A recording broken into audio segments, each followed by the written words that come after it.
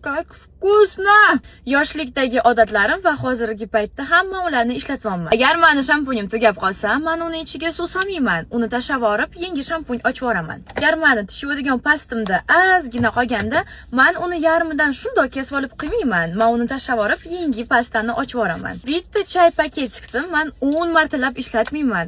Bir marta ishlatib, musorkaga tashlab qo'yaman. Sizga tkaniviy maska ishlatsam, men uni bir marta kiyaman-da, srazu tashlab yuboraman.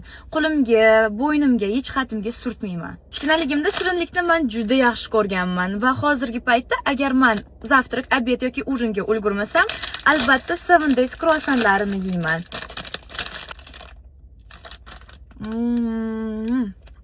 Va ichidagi nachinkasi har doim to'la bo'ladi. Ya'ni to'la croissant nachinka. Tasavvur qilasizlarmi?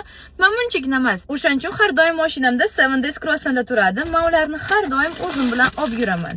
Mana sizlarga isbotlar bilan. Sizlarning yoshliklaringda eng zo'r odatlaring qanaqa? Hozirgi paytda ishlatyapsizlar.